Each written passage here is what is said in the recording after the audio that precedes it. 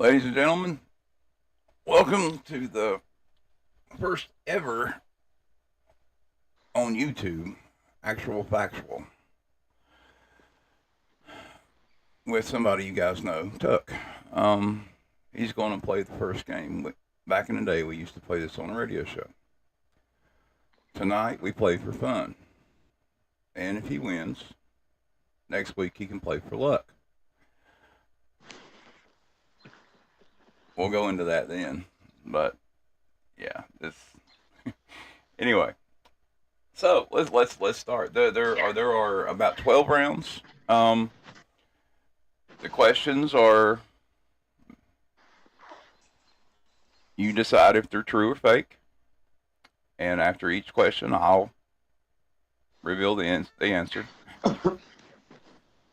Tonight, the topics are UFOs, ghosts, and because Tuck is in Pennsylvania, I added a Pennsylvania horror category. So, Boy. only two questions there, but you know. Okay. So, what do you think you'll still be in Pennsylvania next week? No. Next week I'll be in Maryland. And this is kind of like I've only got 50 miles to the border. Okay, Maryland's good. Maryland's real good. You know, this one I had, this show's kind of open, so there'll probably be discussion and open mic in between the questions. Let's just have some fun. All right, round one.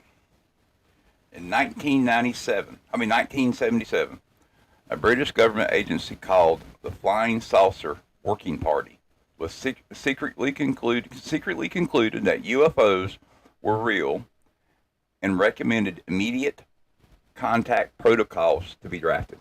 Is this real or fake?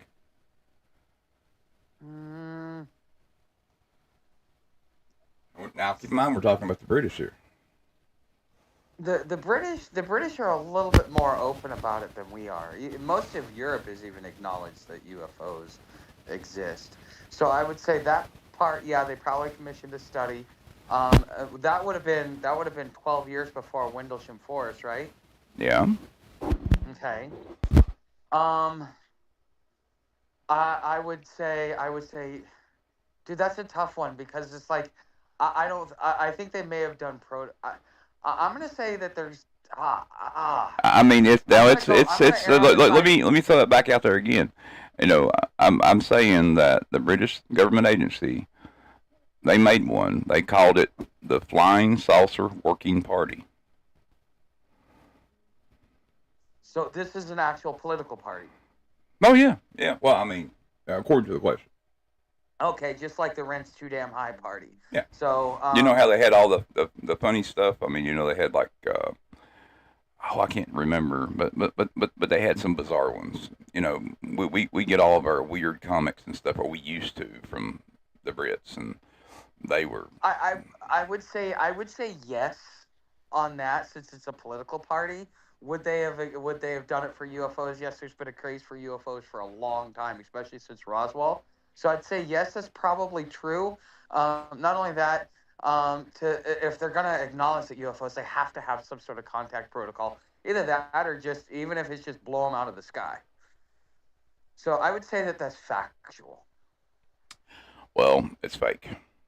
However, the Flying Saucer Working Party was real. Okay, so I was right on that one. Yeah, but it was concluded that the opposite formed in it was formed in 1950.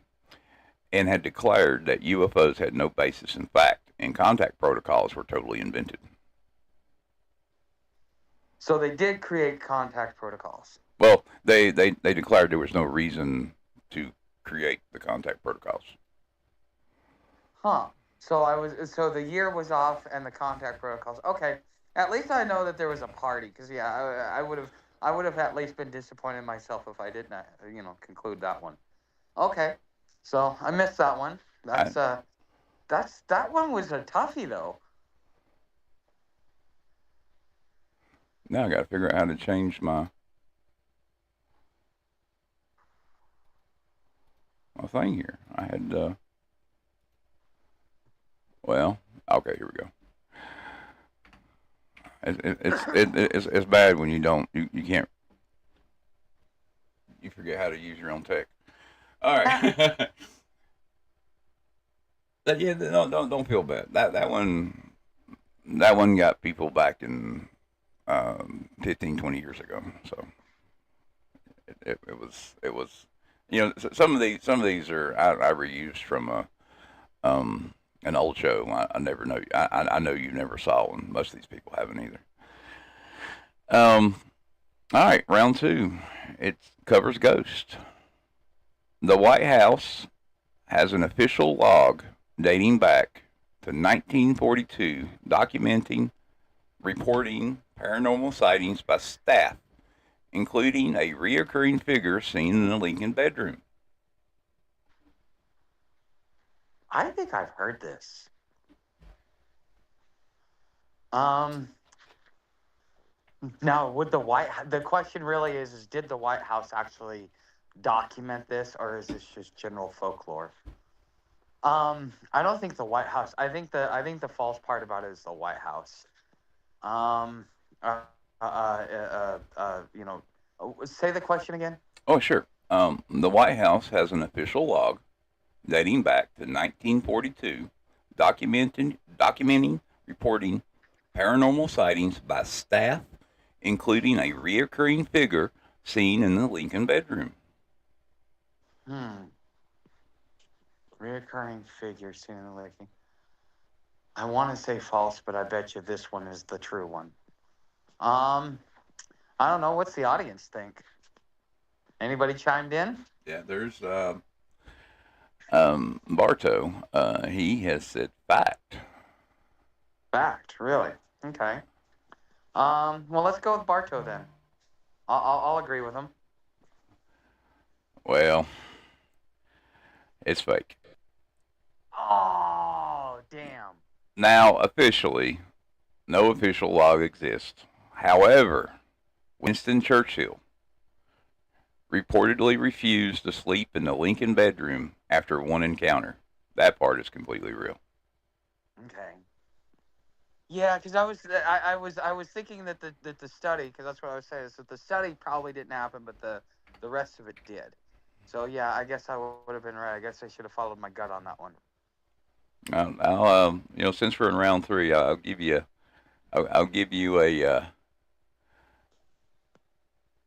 There's some rumor. I've heard other stories. In the chat, Bartow said I don't think it was a Lincoln though.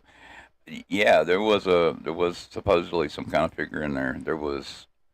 They claimed that there's a thing there's a spectral presence, and they think he's Lincoln. And believe it or not, there's supposed to be this little girl that runs around the White House there. Um, you can kind of read into that however you want to. Um, Mm. so I'm not sure. And then I believe someone said that Marilyn was there. I wouldn't be surprised. I mean, her and Kennedy had a fling. We all know that. Bardo But I said, thought he always met her off of the White House, outside because just to be respectful to his wife. "No, there's respect, nah." I mean, I watched a documentary and I read the was it the Maryland books? I think it is. Hmm. And apparently, him and his brother, the first or second time, got her intoxicated, and uh, Had their way. yeah, and Sounds about right. yeah, so Did she go downhill after that? yeah, pretty much. I mean, it's just I mean, but she was head over heels for him. Yeah, yeah, Jackie knew. Um, but yeah, she was head over heels for him, and uh, it is what it is. I mean, and people, yeah, there's some sneaky stuff that goes on in the White House. Oh, Here recently there was another yesterday I think it was an assassination attempt on Trump. Yeah, are you familiar with the naysayers or what they're saying on this? Not really. Um I said I'd been busy, kids been sick, so I kind of been focused on that. But I mean, I have seen some videos, and I've seen where they pulled him out, and there's some videos of another guy that was there. I'm not sure. Yeah, but that guy, if you look at his background, he won Teacher of the Year like 2 years ago. So, but the thing is what one guy said, and I don't know what truth is in, but he's like, yeah, there's a lot of people that would love to take out Trump, but it's kind of peculiar how as soon as his numbers tank and everything else like that, we need to be redirected. He keeps getting assassination attempts. It's kind of funny. Well, I mean, I kind of believe that people. Well, I believe that there are groups of people who have gone crazy for one, and two, I believe they may have been influenced. It,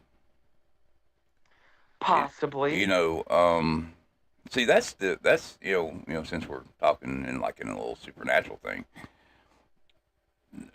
this show actually has a trap. The story goes, they're always the first one's always free, but next week I say you play for luck. Well, the throughout history there are stories about the god Fortana. Fortana would give luck to individuals who played her games for her. And if you lost, she would take your luck away or create some weird stuff for you to experience in life. Or if you won, she would give you luck and good things would happen to you. This explained the stories of Hercules and things like that and Gilgamesh. Hmm. Um, um, but next week, if you want to, you have an opportunity to play with Fortana. I have something to add to that. So, I've studied lots of different religions, and like studying Hinduism, you learn it's all about harmonic resonance, and that's what the chants are for. It's not really about God worship; it's about a harmonic resonance to get the universe to move in the way to manipulate the universe in your favor. And so, one of the chants you can do is to a deity called Govindam. Govindam is the goddess of knowledge and wisdom. And the thing is when you chant to her, you got to be yeah, what you will get a life lesson. And so I thought I would be kind of cute because I didn't believe any of this stuff would actually work and anything else like that. And so I did my chant, and next thing I know, I go through this like life-changing event, and it was like the whole world went upside down on me. But by the end of it, I come out going, "Wow, that was an important lesson." Like, I think I just advanced like 10 years in life, after going through that.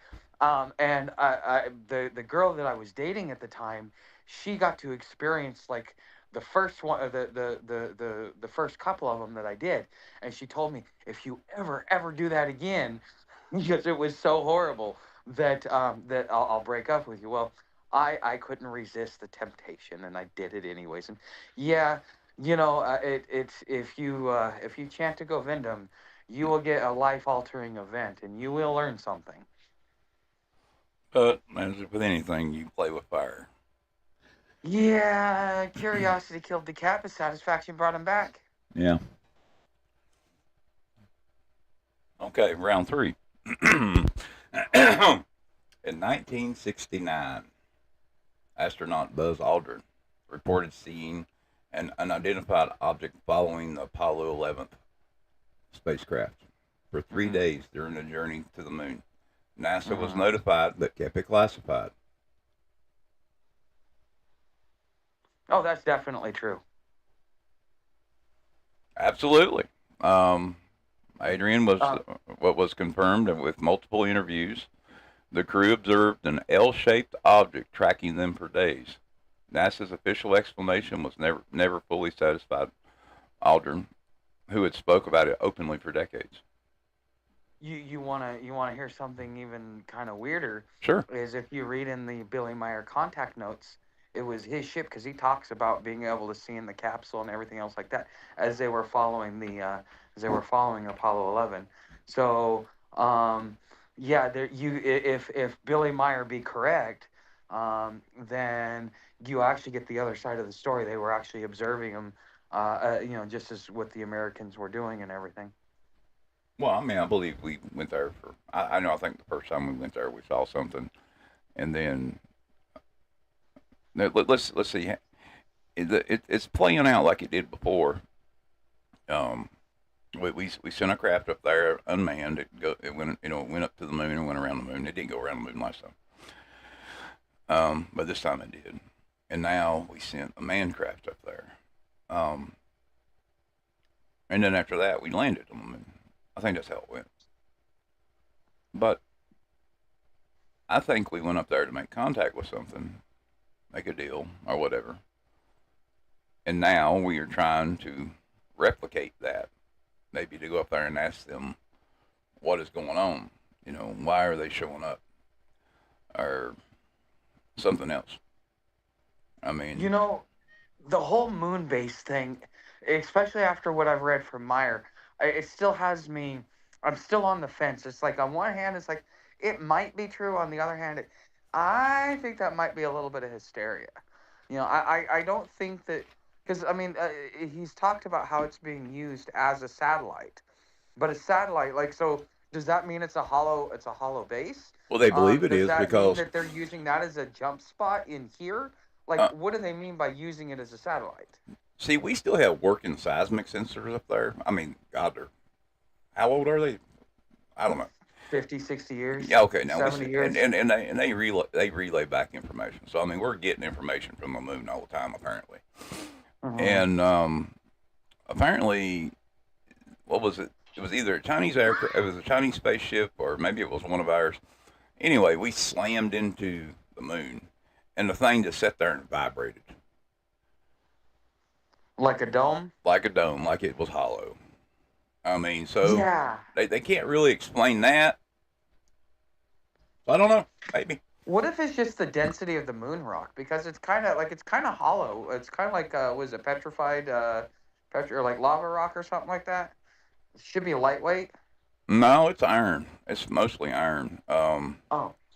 Yeah, it's mostly iron. They even found some weird chemical makeups up there, like another element of hydrogen that we really want to get our hands on. Yeah, it run like a bell. But yeah, the No. moon the moon is really weird. It is really weird. Um, Yeah. maybe we'll go into that next week. That would be cool. Yeah, yeah, I think we should. All right, round 5. No, round 4. My bad. I'm sorry. The town of Incorporo, Montana, passed a local ordinance in 1987 requiring all real estate agents to disclose if a property had been the site of reported hauntings for the last 50 years. Knowing politicians, part of me wants to say that's true. What year was this law passed? 1987. Nah, I would say if it was done in like the last 20 years, maybe. I don't know. I don't think so. So fake. Yeah. All right, you're right. Incorporo doesn't exist, for one. Yeah, Yeah. Incorporo, Montana is made up. But New York and other states do require paranormal disclosures. Really? Yes, the Stambosky and versus Alkel Ackley case in 1991 is a real court ruling about haunted houses. Wow. Okay. Yeah, it's a mess too. I don't know if anyone, well, I'm sure somebody, some like little YouTuber or whatever, maybe somebody, some law, whatever, has actually went into this case. But man, it is a bizarre one. It was a long court hearing. Hmm. But yeah, in New York and a number of other states, I think Virginia's one of them, that you do have to require if there is a ghost. Wow. Okay. So I'm 2-2 right now. That's good. You are At two and least two. I caught up. 2-2, Mm-hmm. and Big money, no whammies, no whammies. well, I mean, you have a chance to win some luck next week. Hmm. flip the coin or spin the wheel? Spin the wheel. Yeah. All right, round 5. The U.S. Air Force ran a classified program called Project Grunge. I'll say that again. Project Grunge. Between 1949 and 1952. Specifically designed to debunk UFO reports regardless of their findings. The conclusion was predetermined. I think that was more part of Project Blue Book than it was a separate thing. And if it was a program, it still would have been tied to Project Blue Book. But you know, I mean, that doesn't sound like a name that the military would use. But now to you create do know conflict. that you know projects like Project Blue Book or Project Artichoke or whatever, once they go to a certain point, they have to be renamed. Now that's fact. I'm just saying that. I mean, I'm not trying to mislead you in the question. Just saying that is how they work. Yeah. Project Grunge. The name just doesn't sound right. The military is usually a little bit better at name selection, especially naming conventions. I don't know, but it's the military. You can't put anything past them. What's the audience say? Anybody want to chime in? True or false? Project Grunge. Some of them are still going on about the veil and space and don't believe in space. Okay, so we're still in the. I'm gonna say false. Oh, it was true. Yeah. I know. I was thinking, I'm gonna say false, but I bet you it's fucking true. Yeah. Yeah, Project Grunge was absolutely real. It was followed by Project Sign. Declassified documents show investigators were told to explain away sightings. Yeah. It was replaced by Project Blue Book in 1952. Oh, so that's why you told me the whole renaming. Yeah. Got it. I was taking your hint, but I'm like, nah, maybe. Yeah, I don't know. I'm having fun. We're just taking shots in the dark because some of this stuff I'm just guessing at because like, what's the probability of that? So, but okay, 2 and 3. 2 and 3, yeah, we're there. Round 6. Okay, this one's ghost. A 2019 study found that 34% of people living in haunted houses had measurable levels of infrasound, low frequency sound below human hearing, caused by nearby appliances or building architecture. I could say that be true. I'm fairly certain just with other stuff that I've read, because we're being told it's actually electronics and other stuff, but what we're actually hearing are the screams of the earth. That's true. So, that's true. Yeah. I mean, well, it's true mostly, but it's true. It's enough to say true. Infrasound is caused. Infrasound as a cause of haunting has been documented in science. Researcher Vic Tandy, what a name, like Tandy Computer. In 1998, her work showed that 19 hertz standing wave caused feelings of dread, chills, visual disturbances in a reported haunted lab. When they set up. So you're tied again. All right. But we're gonna eke this one out. It's gonna be a nail biter. Okay. Let me throw this in here though. Now, we talked about AI and data centers and stuff like that. One of the things that people are complaining about is infrasound. That is one of the reasons why this is in here. And oddly, the amount of hauntings and ghost sightings and people feeling like they're being watched and people feeling sick and dread and chills and visual disturbances and all the fun stuff people are reporting and documenting around data centers. No, are you familiar with HARP? Yeah, yeah. Okay. Have you seen like True TV with Jesse Ventura where he did conspiracy theory? It's one of those where like I took it as more, but I was still young and naive at that point in time when I was watching that. But they were talking about like the townspeople were coming up and saying every time they turned that on, the people would start going crazy, and they came to the conclusion that it was actually operating on the human brainwave frequency, like a collective consciousness. And so every time they turned it on, it was actually tapping in and directly affecting the whole population there in Alaska. I mean, it could have. I mean, there's a lot of crazy stuff about HARP. I mean, you know that HARP is technically being Not run. real? Well, Yeah. no, it's real. I mean, it's being run by the University of Alaska, I think it is, or Anchorage or something. Yeah. But it was given from the government to them. It was decommissioned and given to them, and they still run it. You know, for uh, atmosphere experiments and stuff like that. Uh-huh. Um, but yeah, I mean, they claim that they could take and make auroras and all kinds of stuff with this thing. Well, Uh, they've even talked about that's what they were using to create like all kinds of weather events too.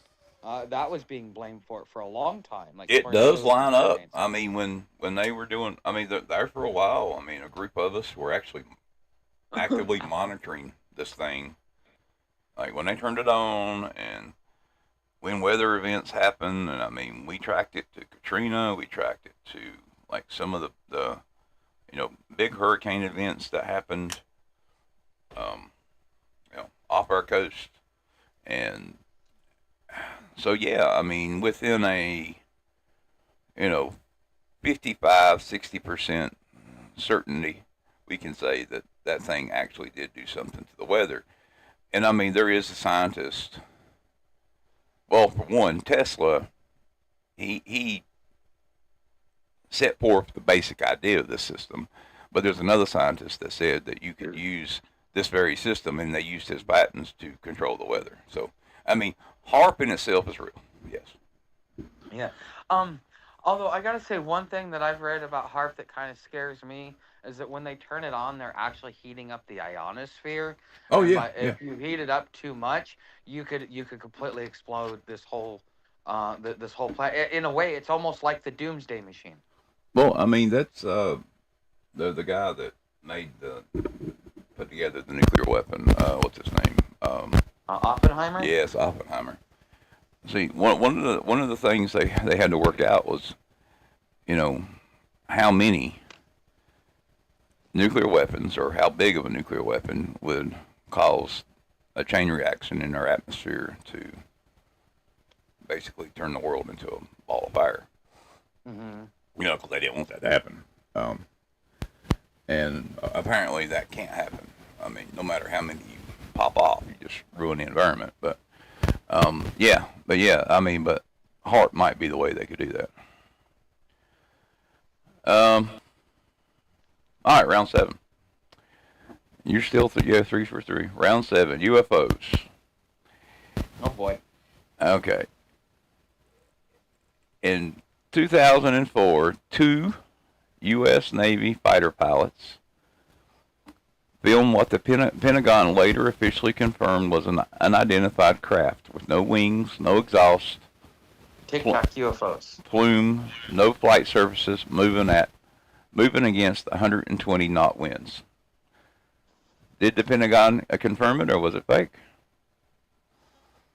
I think that's where the TikTok UFO thing came from, isn't it?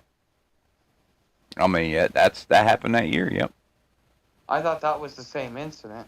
I mean, it could be. I might be referring to that. I mean, that's it. That's everything. That's everything they said about the Tic Tac. Yeah, I'm gonna say it's true. Okay. Yes, it's absolutely true. That this was based on the Tic Tac incident. Pilot Commander David Freyer and Alex Ditcher, I think it is, encountered the object off San Diego. The Pentagon officially released the footage in 2020. It confirmed its authenticity. Yeah. And I actually showed a video of it a couple of days ago, I believe it was. I think I got talked. some static. I think I talked about it last night, actually. Can you hear me better now?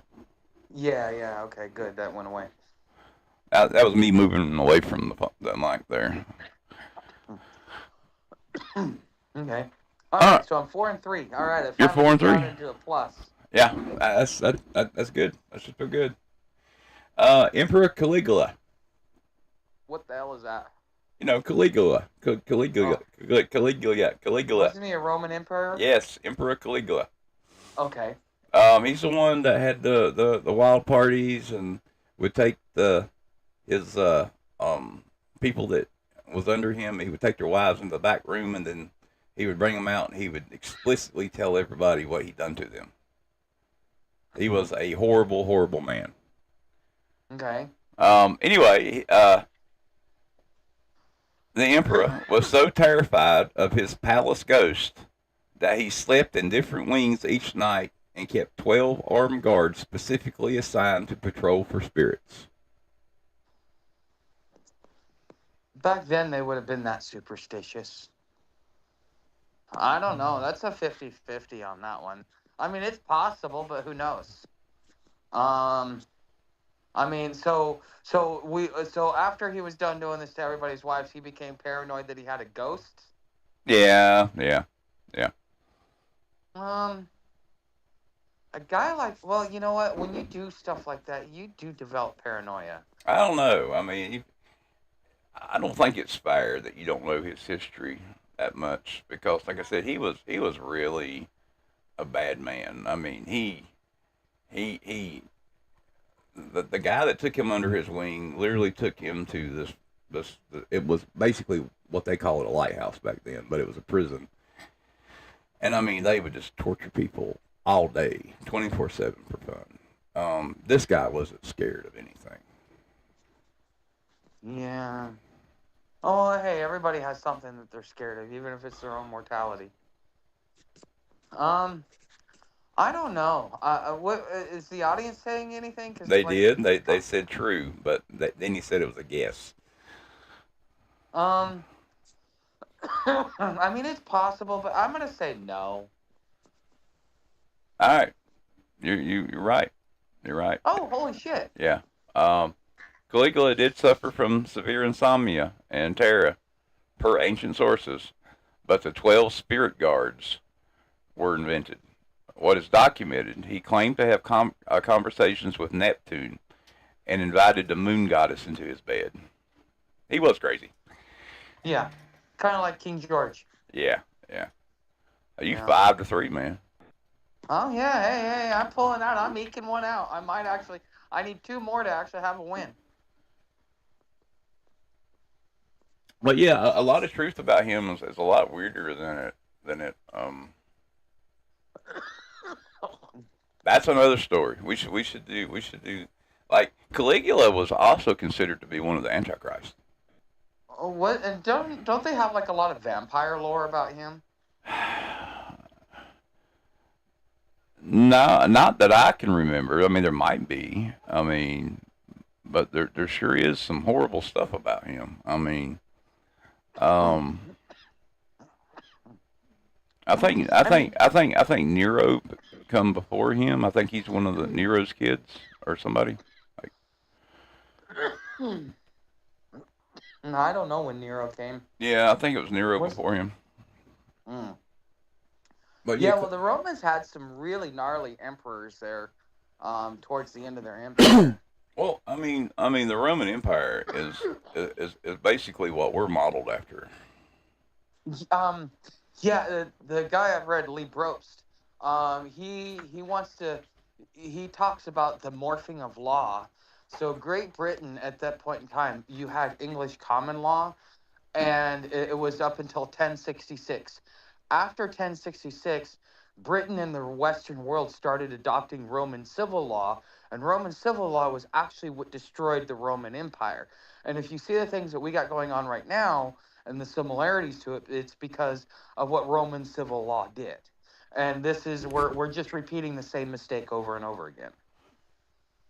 Yeah, yeah, I agree. I mean, yeah, I mean, I think we are rebuilding ancient societies the same way, and I think that our leaders, or some degree of our leaders, if not parts or all, are maybe reincarnations of older ones. Possibly, You but know, I mean, Lord Mansfield was probably the biggest offender of the legal system, because I think it was in either 1767 that he brought about that he started bringing the law of the sea, which is admiralty, onto the land. And if you see what they're doing with like our vital statistics and where they put them in floodplains, that was actually how they were able to bring admiralty onto the land, is to use those floodplains to challenge jurisdiction. That's why if you see all the vital Bureau of Vital Statistics where they keep all your birth records, they're always in like 20, 50, and 100-year floodplains, is because they can therefore get it to fall under admiralty jurisdiction, which, if you look at the way that it's formed, like your capital punishments are what common law used to be, and contracts is essentially, or insurance is essentially what admiralty was. It was just basically the law of the sea. He who runs the ship is God. I mean, I've heard some stuff about like the whole, naval, um, where they try to incorporate naval law into like regular law and stuff like that. I mean, Yeah, like the yeah, bar and that is interesting. I mean, I've heard a lot about birth certificates and the fact that they say that our social security number and birth certificate are what they use as basically a title to for well, like a if stock almost. if you look at the way that the United States was set up, so there's arguments out there that's a cess decay trust. I've still never figured out what a cess decay trust is. But if you look at the way that if you go read through the Constitution, you kind of comb through it in a fine tooth comb, essentially the United States was never meant to have any citizens. It was a holding trust in a lot of ways, and it was the trustee Huh? for the several states, not the United States, but for the several states, to be represented abroad as a collective group instead of as individual states. And so therefore when they created the US citizen under the 14th Amendment, part of what they had to do is, and that's why it created a second class citizen, is that you became property, because the government, the United States, the Washington D.C. and all of its territories and outlying islands was never meant to have citizens. That's why we're proper. That's why we're collateralized. That's why we've got serial numbers and everything else like that. Because in order for us to be properly housed underneath the United States, to be governed by the United States, we must be property governed under interstate commerce.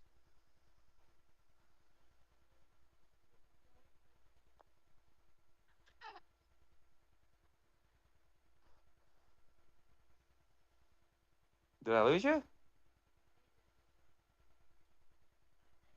You still there? I apologize. My son needed help with a mouse real quick. I had to run in there. No, better. I'm back now. Yeah. But all right. Anyway, the next question is: the CIA once used trained carrier pigeons to photograph alleged UFO crash sites. The CIA? Yeah, in 1960s. The program was codenamed TACANA, Takana, to avoid I leaving mean, human intelligent footprints at the site. and they would use the carrier pigeons to do what? They just use them to take photographs? Photographs of Of what UFO, year?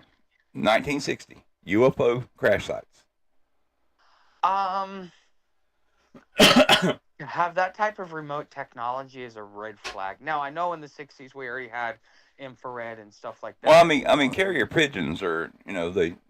I guess they. Yes, I'm it's the not sure. camera I'm not part. sure how it would work, but they would, probably strap a camera to the pigeon, and it would fly out there, and it would take a picture at a certain time. I'm sure there's a whole bunch of math and stuff that went into it, but yeah, there was no remote stuff going on back then.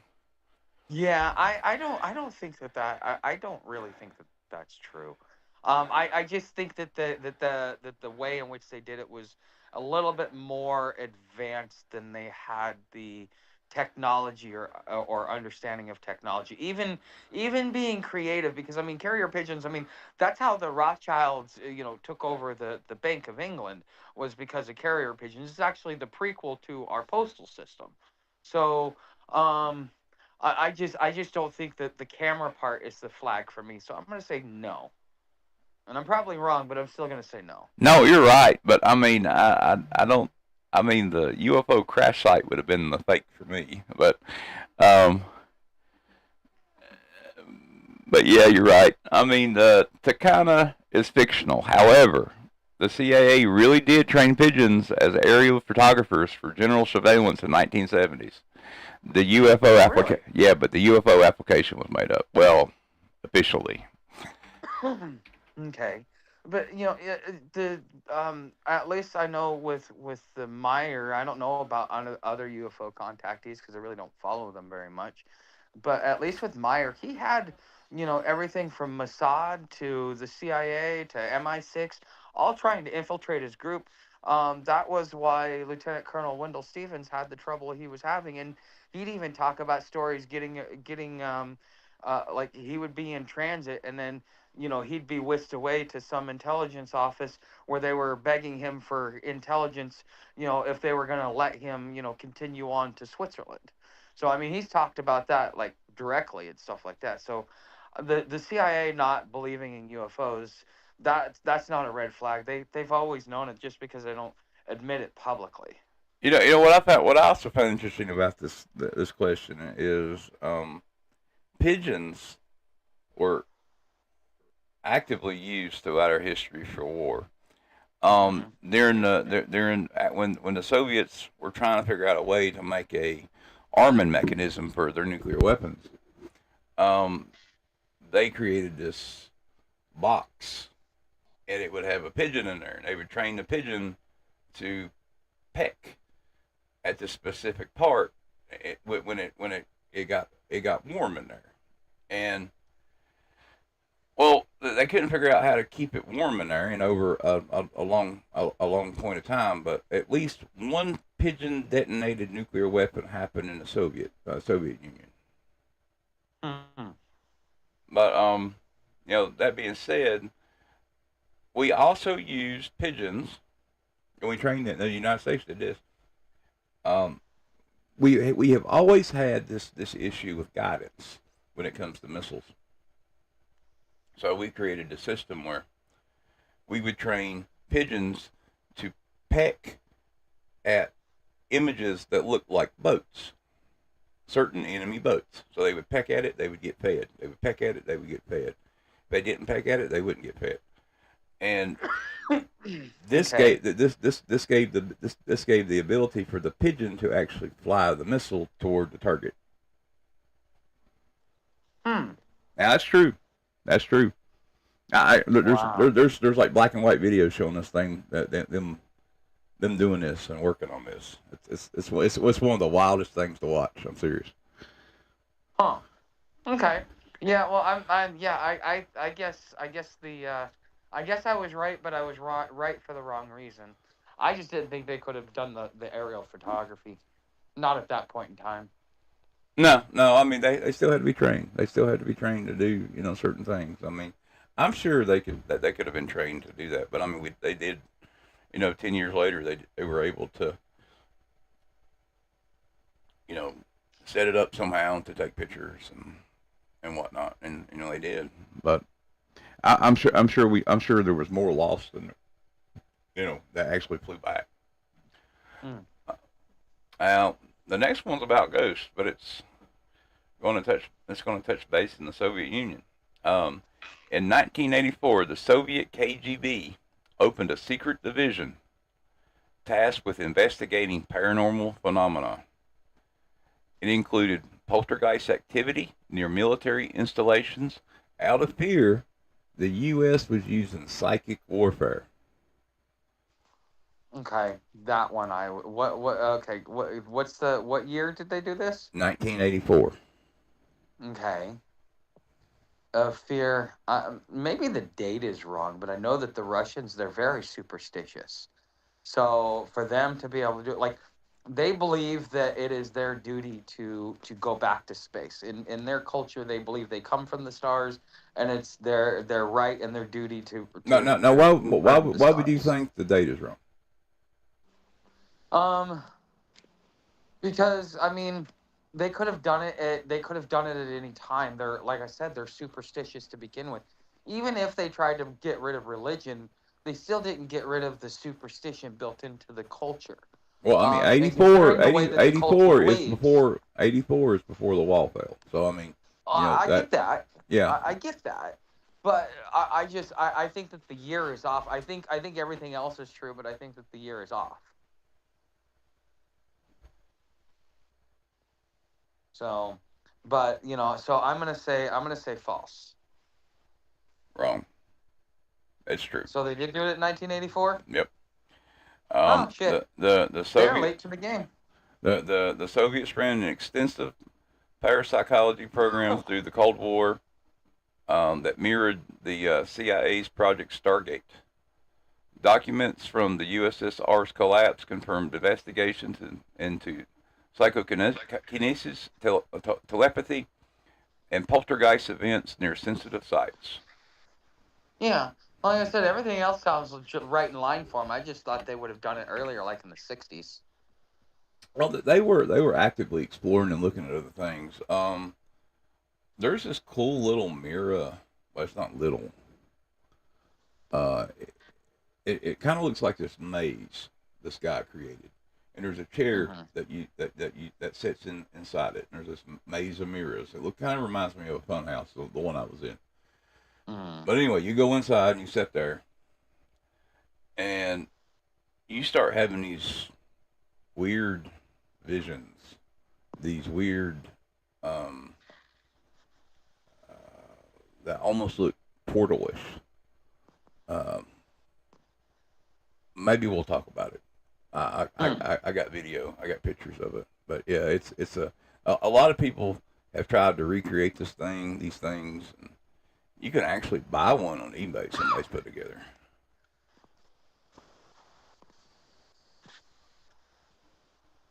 Really? Yeah, yeah. Huh. The Soviets looked into and done a lot of crazy stuff. Um, Oh yeah.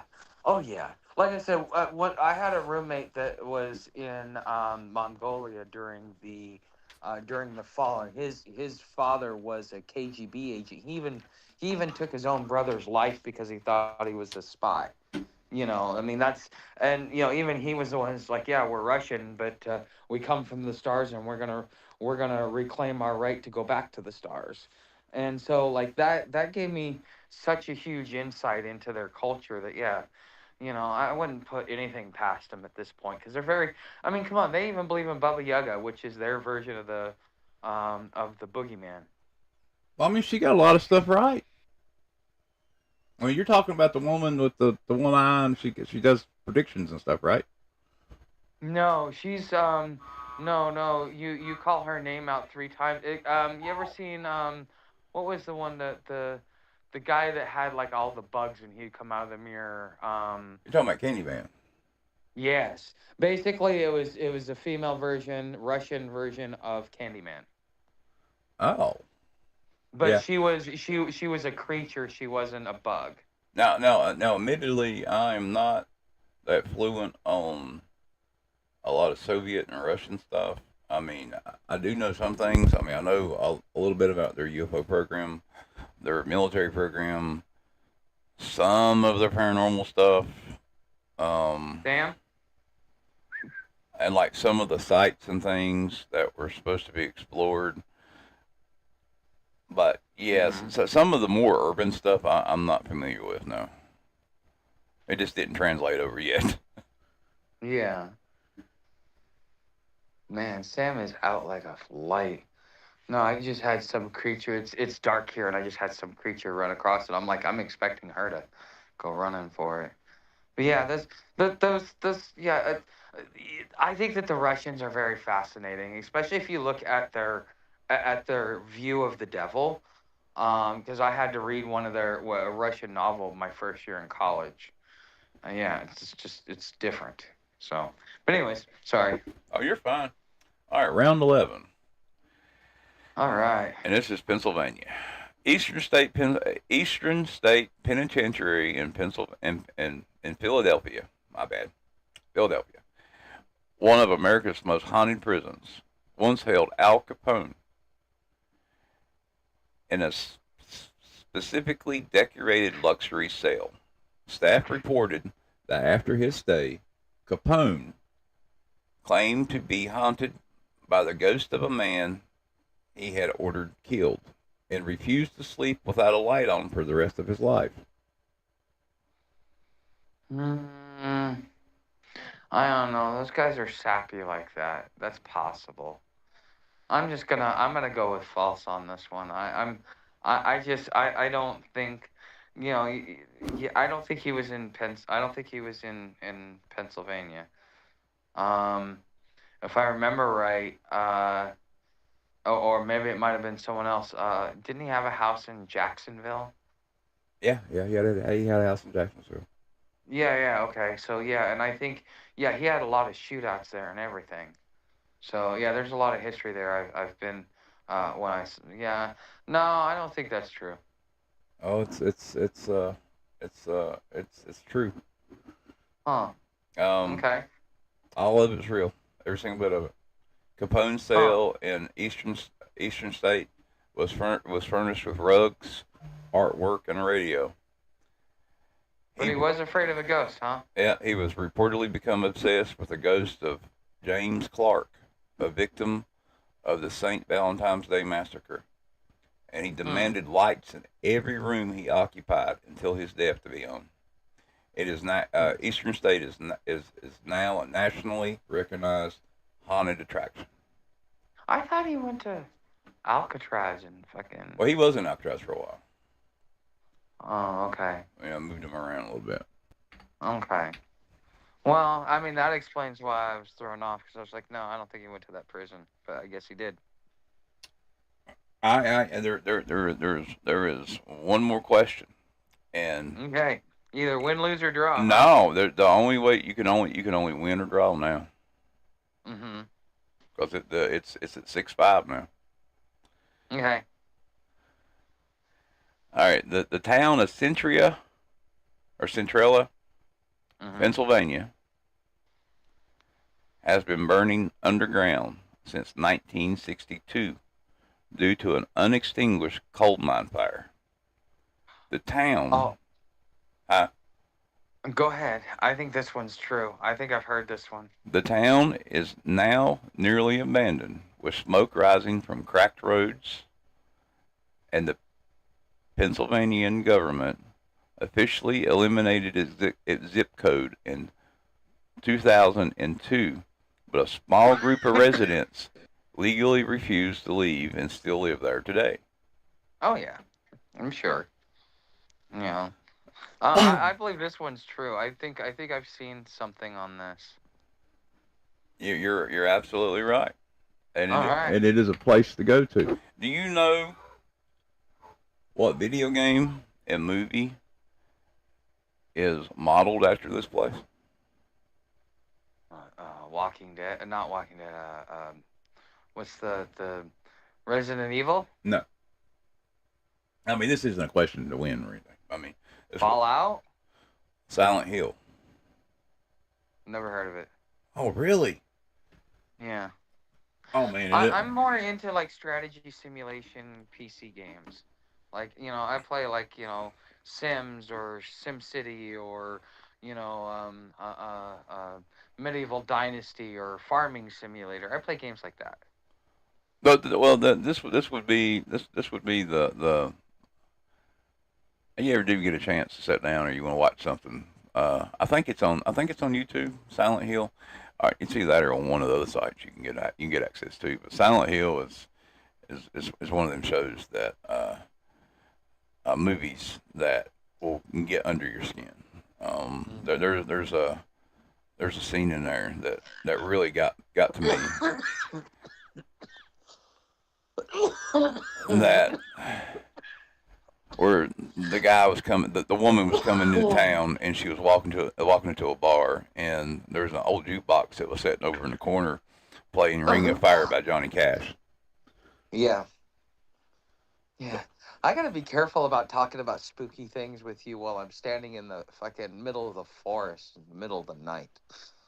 So, did you read the stuff I sent you earlier about spooky things? You had sent me some stuff about some history of the area. I kind of skimmed through it, but I was just kind of focusing on just trying to yeah, I didn't read it like in depth, but yeah, I saw that you said some stuff. That's why I said, those are some good ideas. Somebody got a tickle. Um, they were asking about you, and I was like, well, I've known him for a while, and I kind of like done some navigation for him and stuff, Uh-huh. and I try to point out like ghost stories and spooky stuff when he's in certain areas to kind of mess with them. And I think everybody should be scared a little bit. You think everybody should be what, scared a Scared a little little bit? bit, yeah. Yeah, well, there's enough scary stuff out here. You've got the chupacabra. I mean, well, no, we're not in New Jersey or Mexico. Oh wait, well, So. it keeps your head on a swivel though, dude. You gotta stay. So anyway, you won. Do you want to play for luck next Sunday? I'll have some fun. Yeah. All See, right. you asked me if I was a gambling man, and I'm like, no, I'm not a gambling man. I'm very competitive, and I just like to play to win. So like that's why I can sit down in front of like a poker machine, and my mom is losing like fucking money hand over fist, and I'm making it back just as much as because I just learned how to play the algorithm and just watch it and know when to like when to pull out the money, when to put it in, and I played with the slot machines that way because I was playing to win. I wasn't playing to gamble because like I don't even like buying scratchets. Well, everyone that has taken that has played the game the second time and won, something really good has happened to them. Okay, cool. I could use a million. I could use my first video with 1 million views. I wouldn't ask for anything. I just let it happen. Yeah, of course. Well, I mean, I, Um, I learned a long time ago never asked for anything. I asked for something, and I got the best 10 years of my life, and then something bad happened. You yeah, you just let it happen. yeah. There's a price for every Yeah, prize. yeah. Yeah, that's definite. But oh, I didn't get a chance to tell you what I had figured out. So, did I tell you last night we had a night walker here? A night walker. Like a night hiker. So No, like well, you heard okay, you so told me. I show up, there's this yellow tent here. I'm like, okay, that's kind of weird. Nobody here. It's fucking raining. It's been raining for about 3 or 4 hours. You don't even hear it because I'm getting pissy because I couldn't find two goddamn trees and I was just fucking hooping and hollering. And you didn't even hear somebody say, "Shut the fuck up." It was just like computer. I'm like, okay, maybe they went into town, whatever, and so on and so forth. So I end up finding a place, setting up my hammock, and I see this, because Sam starts growling as soon as she sees the headlamp going. And this fucking dude is going on. It's like, oh, what? Are you a night walker? He's like, yeah, yeah. I said, you had night? He's like, no, I'm staying the night. And I'm like, oh, okay, okay. And he goes to walk off into the bushes. Well, you remember that when we were talking earlier, I told you I saw a hobo come out of there? Yeah. Well, I think he was going back there and getting his white dope. I think that's really because when I saw him when I passed by, I was like, because I'd left my camp here. I figured there was somebody else here. I kind of, it's a hiker, so I should be okay, to leave my stuff here. But no, I saw him, and dude, like his jaw was one side and his face was the other, and he looked like a fucking walking zombie. And then once I saw the hobo, and it took me a minute after we got off the phone, but I'm like, holy shit, okay. I guess it takes a minute for it to unfold, but yeah, apparently um, something weird was going on here last night. How close are you to uh, uh, Kennington? Kenning K? Kensington? Yeah. That's right next to downtown Philadelphia. Well, That's now, where we're starting the Great Walk from. okay. Well, now I don't know. I mean, this could have spread. Now this is technically considered an urban legend, but Hmm. PCP is really bad there. Um, Oh shit, okay. those are yeah. But anyway, this is a more modern legend, and it's called the Kingington Zombies. Oh Um, yeah, for fentanyl. yeah, it's a modern disturbing legend referring to an extreme prevalence of addiction (PCP) in the area, and frequently described by locals as real life zombies. Now, you know, I get the drug thing, but you don't know what they're lacing stuff with. You don't know who's experimenting on what, and honestly, if zombies were around, you'd have no idea how to pick them out of the weeds. Um, I don't know. Like having lived in this lifestyle for 25 years, even though I've never picked up an addiction, I got to hang around all the ones that picked up an addiction, No, yeah. and I get to talk to the gang members and the dope dealers and all that other stuff. And I will tell you that, at least from what I've learned, if somebody's getting laced with fentanyl, it's because it's a hit, it's a target, it's a way to be able to do it without getting your hands dirty. In Gainesville, my weed dealer, because he was competing with the gangs, got fentanyl 3 times. One of them almost took his life. And so he stopped doing it. But you could also see that because they fentanyl him enough, he developed an addiction to that shit. My buddy Puckett uh, that I had to pick up and do a fireman's carry and take him all the way back to the shelter so that we could call the ambulance because he fell out. Apparently, he had a diabetic coma or something like that, and he had also was dealing with pneumonia. So I mean, and he went from crack to meth to Molly to fentanyl, and I even influenced the local fentanyl dealer there in Gainesville, and he packed up shop because of me and just kind of walked away because he's like, you're a cut above, you're different than most people. So you know, it just yeah. And I will tell you, it seems like the average person, the way that they go is they're chasing the dragon. So they start off with meth, but meth will only take you so far. Then you get into Molly, which has fentanyl, heroin, and all kinds of other shit in there. It's basically the bottom bag of the dealer tried to make so that he could sell the last little bit and make an extra couple of dollars. And so that becomes Molly. Well, after getting that, you can only get so high. So like the song "Save Me," that's where those people are at emotionally, physically, and mentally. And then once they go from there, they graduate into fentanyl. And from what I was told, it's almost like your soul leaves your body. That's part of the reason why the dude stopped selling it, is because he knew that the guy he'd given it to was my friend, and I wasn't someone to be trifled with. So, he realized like, oh shit, I probably shouldn't be doing this. And yeah, he told me about the experience and apologized to me, and that he was the reason why my buddy got hooked on fentanyl. But he was also going in there asking for it too. So I just, it's, if you just kind of like follow the breadcrumbs, it's an evolution. It's like some of these people are just in so much pain for some reason, whether it's self-perceived or whether it's real pain, and they can't do enough drugs to get rid of it. And I think that's why they keep going to the extreme and the extreme. And if something more extreme than fentanyl comes out, you bet your ass that there's going to be a lot of people, going after Oh, that. there is. I mean, it's being replaced now. I mean, not slowly. It's uh, there's I think it starts with a C. It's another type of narcotic, and they've been finding doses of it here and there, and people have been overdosing down on it. But yeah, I mean, Not it ketamine, is it? no, no, not ketamine. That's K. This starts with a C. It's ketamine and It's supposed to be 10 times stronger than fentanyl.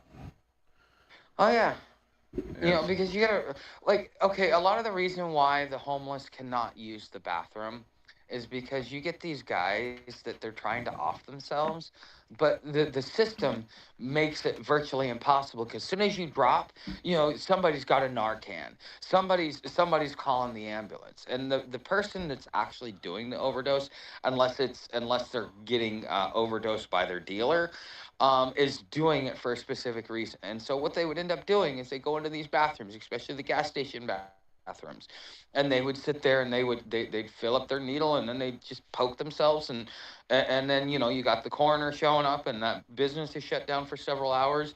And this became a preferred way to be able to off yourself when you just got too far gone and you just didn't want to do anything. And so now it makes it hard for like the homeless community to be able to go in and use the bathroom, because of these things. And I really wish, I understand that every living citizen is a tax dollar that can be collected, but sometimes if they want to go, let them go. Yeah, but They they, didn't they learn can. their lesson and they're not going to, and maybe they just need to hit the reset button. Yeah, I mean, in a way I agree with you, but I mean, I think they should find a right place to do it in, though. They don't need There's no place they the. can do it in. Well, I mean, there's woods. You go out there and do it. They got that stuff. They can go in the woods and do it. I mean, that's. Um, I mean, the only reason there's only two reasons why they're doing it. I mean, in my opinion, now, I don't mean to sound like an asshole, but mm, there's two reasons why they're either doing it there. One, they want someone to save them. Two, they want someone to know about them, and we. no. Oh, I'm sure of it. I mean, when my dad, when he was homeless, in the end, technically most of his life, he went crazy. He had brain tumors and stuff from Agent Orange and whatnot. But he in the end there, he passed away on a park bench in Los Angeles. Mhm. He was cremated and spread on the field out there where they put veterans. But I mean, he died right there because he wanted to be seen because none of his family wanted him. I didn't know him at the time. It's just all that stuff. And you know, Are you sure that that's why he did that? oh yeah, he left weird little notes and things, and he had Oh. he had some he had. I mean, most people leave some kind of clue, or they're too far gone where they think they do and they don't. Um, My experience with those that are really twacked out is that they're more interested in getting the quickest fix. So they're just looking for the closest place to go get it done, and they know what they're doing. They know that they're going to take more than they want, and they're hoping that maybe they'll make it through, or most likely they won't. But at that point in time, they don't really care, and they just go in and look for the closest place where they can go do it, and do it in private, especially if you're having to do a spoon and needle. That you need some privacy to do that without any wind or anything else like that, or anything else like that, so you can get it done. So I think that it's mostly out of convenience. Now, I'm not going to say it's all out of convenience, but most of it is. There are some people that want to make statements, but most people are just like, no, they don't. They're so far gone, they don't give a shit. oh, I agree. I agree 100%. I mean, a lot of people are like that. They get like that. They just kind of lose themselves. I mean, narcotics is a great way to do that. I mean, it works better than most medications you get from a psychiatrist.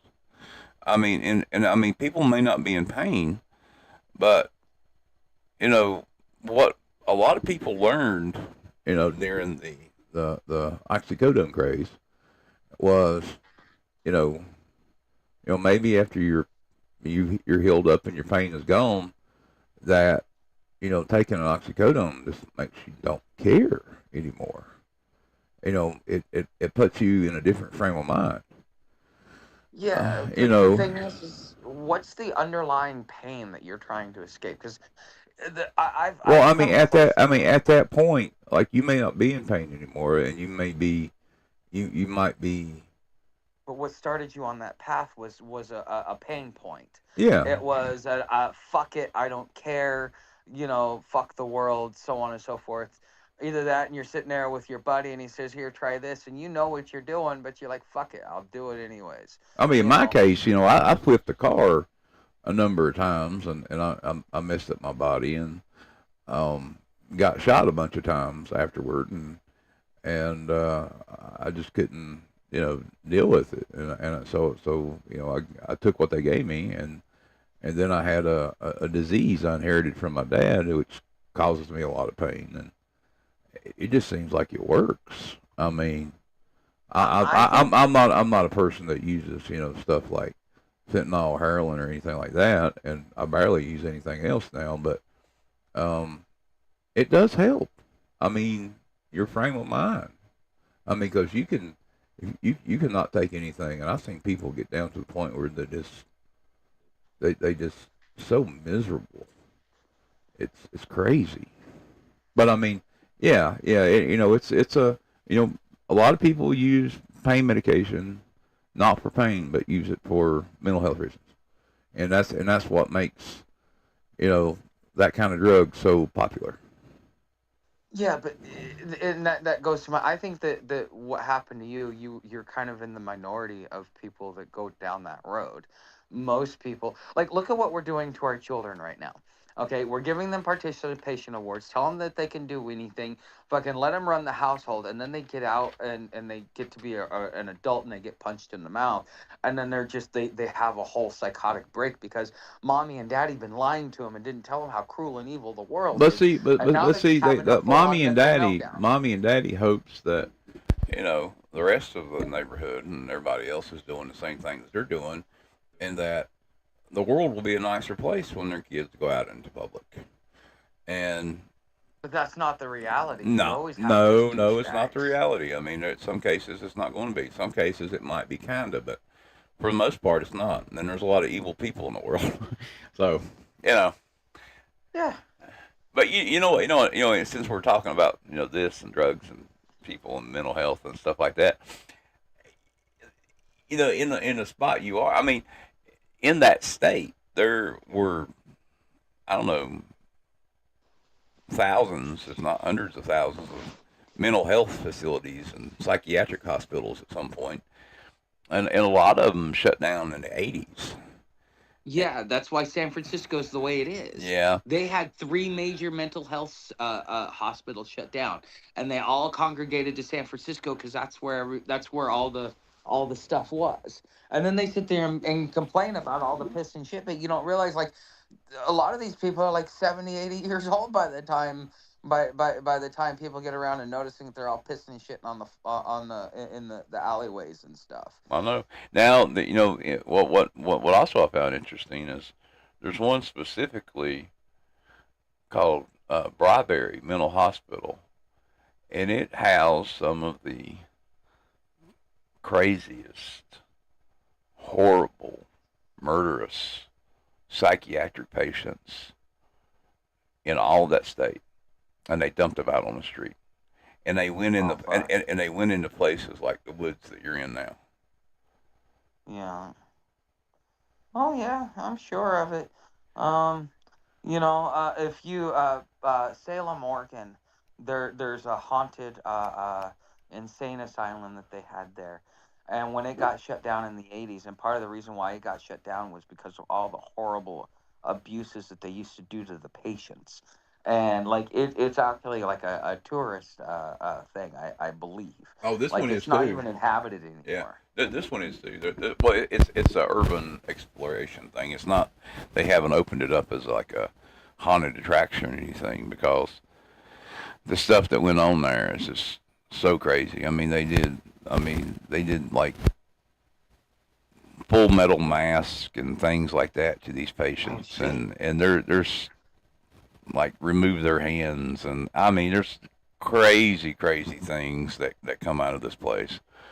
Um, and it actually gave us the something up there called the Swiss cheese pervert. In 2014, there was an incident involving a man who was harassing women by asking them to perform sexual acts with a slice of Swiss cheese. Okay, and what did he do to them if they did or if they didn't? He would harass them. I mean, he even had like a Swiss cheese costume. Huh. Imagine a Swiss cheese cock. The triangle thing, and you got the feet on the bottom and your arms sticking out and the holes in it, and he's chasing these women around trying to get them to do acts. Yeah, that's kind of funny. Yeah. I mean, Jiminy Christmas. Yeah, yeah. I thought I'd bring it up. I mean, Have to you're prosecute in good someone like company up that, there, though. dude. You are in some good company up there. There's a bunch of nutters. They are. I mean, um, Yeah. Well, hopefully Sam will wake her happy ass up and protect me instead of sleeping through the whole damn thing. I don't know. I don't know. Yeah. I mean, I'm going through some of this stuff, and it's just crazy. Now, if you ever see a blue mist up there, you better get her and haul ass. Oh, really? Yeah, there's a road you go on to, and it gets covered by a blue mist, and it's somehow connected to a local occult um legend up there. I can't pull it up. Yeah, I can. Oh, that's the Lizard Man. Oh wow, that goes back to 1840. Wow. Yeah, like I say, some of these things are like insanely old. I mean, I love looking at urban legends and like old ghost stories, and I think I was telling you that there's a off one of those roads up there. There's a thing they call the cult house, um, and inside it the locals call it the Devil's Chair, Hmm. and basically these two guys from California moved out there, and they had some stuff to do with like uh, what's the famous occultist? God, I can't think. My brain's starting to fade. Um, uh, Aleister Crowley. There we go. And anyway, I mean they were hardcore into it. I mean they had skulls up there. They had everything occult you can possibly have, but they didn't have power. Anyway, they would throw these wild parties up there, and they would invite locals, and they would bring people in. And one night, somebody decided to go up there and off them because they thought they had treasure. But I don't know. Since then, the locals go up there, and there's this big throne-looking chair that people sit in and apparently make deals with the devil. Huh. Does anybody have success? I don't know. I mean, I don't know. There's a lot of weird stories like that. Like there's one here local. We have a railroad trail that goes through my town and goes all the way up the top of Virginia. Mm-hmm. I was a ranger on that trail at one point, and in one of the bigger areas. It's called Foster Falls. There's an old orphanage that sits there, and back in the day, all of us kids would go up there, and this would be the spot where you would sit with a girl and you would supposedly end up kissing her or some weird teenager shit. And but weird stuff would always happen up there. You'd hear pitter patter of little feet. People that normally sat in the chair, the girls would end up being pregnant. I mean, all kinds of weird shit would happen in that place. Um, yeah, yeah. I don't sit in any chairs in any haunted place anymore. Yeah. You afraid you might come out pregnant? Yeah, or somebody might, or something might follow you home. Let's put it that way.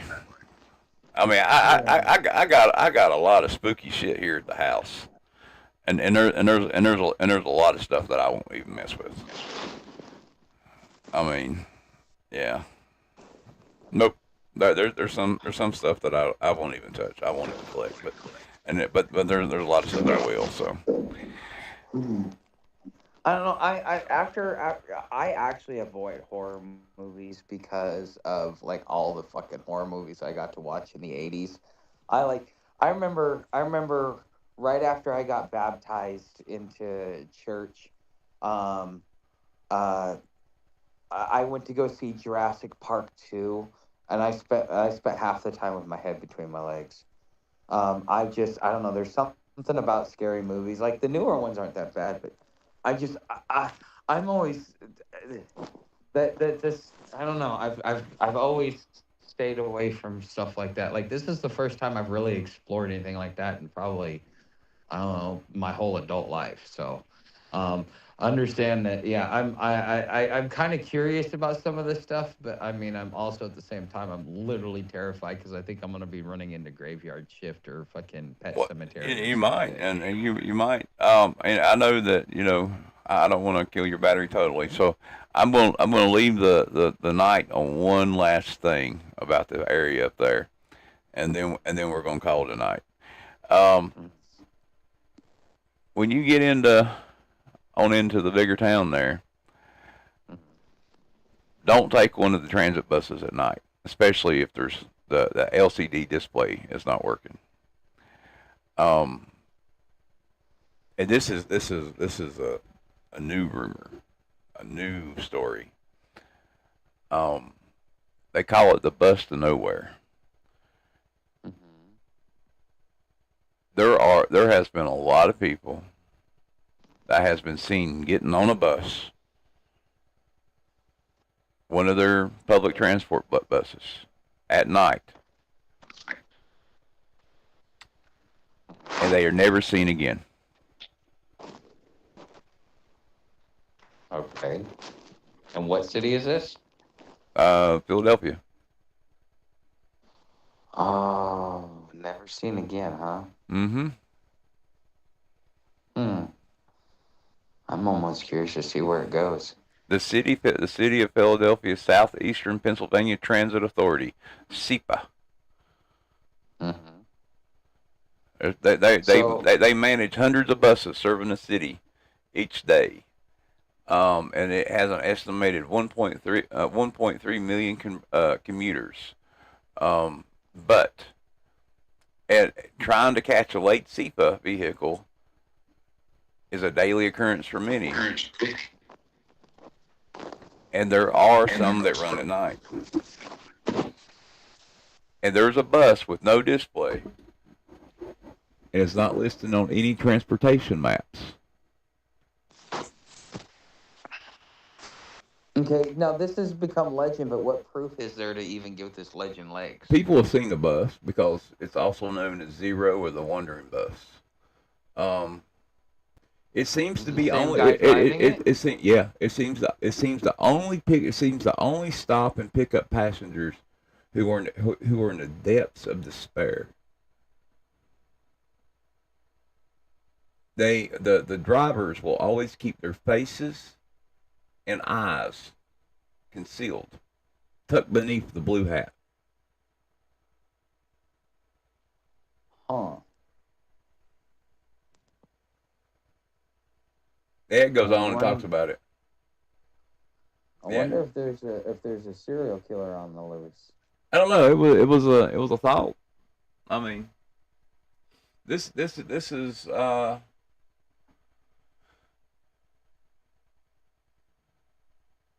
yeah. This is there's. I mean, this has even been in their friggin' paper down there, up there. Oh, really? Yeah, yeah. I mean, you get into town or get around there, you ask people about it, they'll talk to you about it. I mean, this is yeah. Okay, yeah, that might be something I want to check out. So it comes and it only stops for people in despair, huh? That's what it says. What do they consider despair and how do they know if the person's in despair? It says once seated, the journey begins. You immediately fall into a state of deep reflection, drifting into a daze.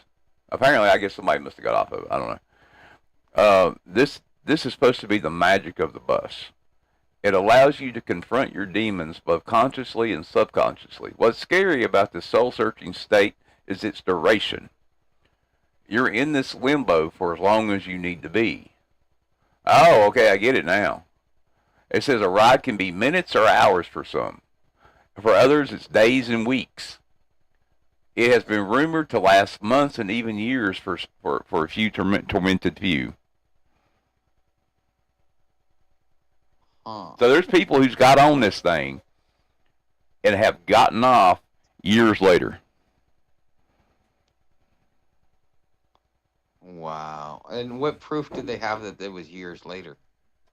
I mean, I guess they were just, you know, get out and say, look, you know, I don't know, man. I don't have any answer to that. I'm just saying this is, you know, this is some shit that's in the, you know, one of the legends there. And, you know, it's apparently in the paper and people talk about it, and it's apparently more than one person. Yeah, I thought they just disappeared, but now I'm looking on here and they're talking about, you know, these people got to go in there and confront their demons and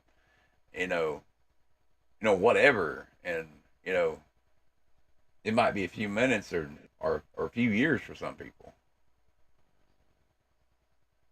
It says when So you're saying it it's a says when supernatural or it's interdimensional bus? yeah, it says when the passenger emerges from this analytical limbo, their identities and purposes is realized. They trumpet. I can't talk right now. Over the trauma, they are enlightened, but that doesn't mean they are relieved. Fulfilling purpose requires work.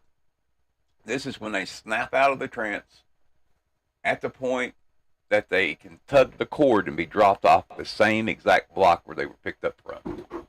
So, like, you don't get to go anywhere. At which point, you got to find another bus in the middle of the night. So that is strange. Um, I'm kind of curious to see how that, because it almost it serves a purpose, like a higher, like a divine purpose. Because I mean, That's what it know sounds thyself like. is, but but like, there's got to be someone orchestrating this. I don't think that this is. I don't think that this is supernatural. I don't know. It's anything's possible, but it just doesn't sound. It doesn't pass the sniff test. You know. When you're in town, there is I get it looks like it's a magazine you can get. It's called uh, the Full City Occult Series, and according to this, they got six uh, like little pamphlets or magazines out. I don't know, grab one, check it out. I might try to order one. They were even on PBS. Huh. Fort Mifflin, uh, some big library, the Betty Ross House, Bishop White House. Yeah, man, they go into all kind of crazy stuff on here. Wow.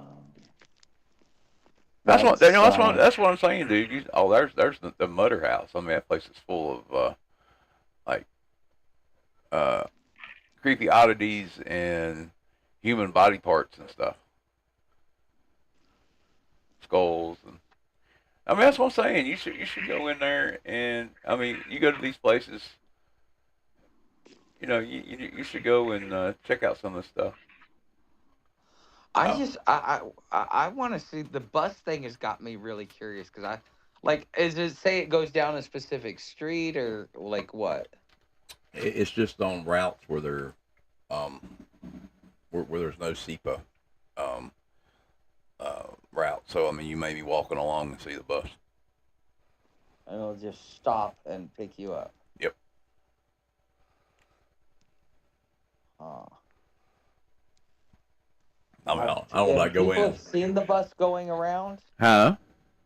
and people have seen the bus going around. It's not just after the fact witnesses. No, yeah, people have seen the bus. The bus is there. There's no the LCD sign is not working, and I guess they see people getting off of the bus, or getting on the bus and getting off of the bus. But the people that get off the bus snap out of it, and they kind of wonder, or I guess they slowly figure out how long they've been on that bus, or maybe think how long they've been on that bus. I don't know. You know, maybe it's some kind of hallucination or something. Maybe they're being drugged. I don't know. Yeah, but it could also be a bad fentanyl trip too.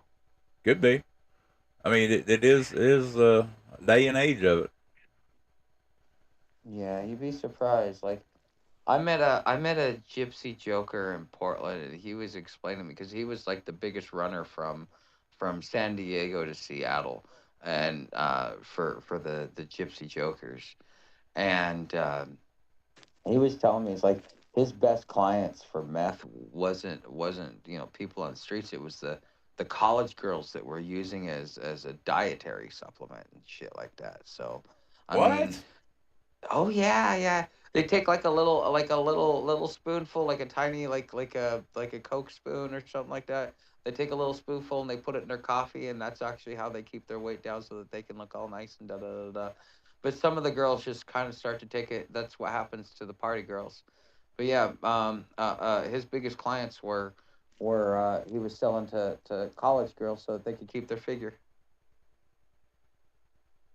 Uh,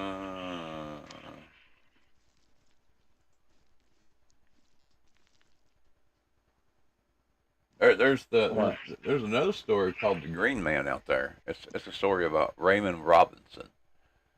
Um, and you may have heard about him. He's called Charlie No Face. He was a real person too. Um, it's where they got the legend. He was in Western Pennsylvania. His severe disfigurement from an electrical accident at age 8. And he was bullied and mistreated all of his life. Um, so basically, once he got older, he would go out and he would scare people at night. Yeah, I got a picture of it. It's crazy. Huh. Um, Due to his disfigurement, I mean, despite his injuries, he lived. I mean, he spent his days making doormats, wallets, and belts to sell. I wonder if you can find those. Huh. But apparently, when he died, he still goes out and he hunts people. Well, I mean, after what they did to him, you kind of expect it. Yeah, I don't blame him. I think I would too, actually. Yeah, It's I kind mean, of. that's kind of people are cruel. I mean, if I read that right, did somebody hit him with a car afterward? That's what killed him. Yeah, during the day, Robinson barely went child interference and would go for long walks along State Route 351 with the aid of a walking stick. Locals would gather and search for him. That's when the legend of the Green Man. Hmm. Interesting. Yeah.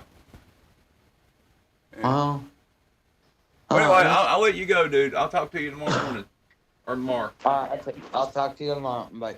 All right. Bye. Ladies and gentlemen, I hope you enjoyed tonight. I will see you guys tomorrow. Stay paranoid, my friends.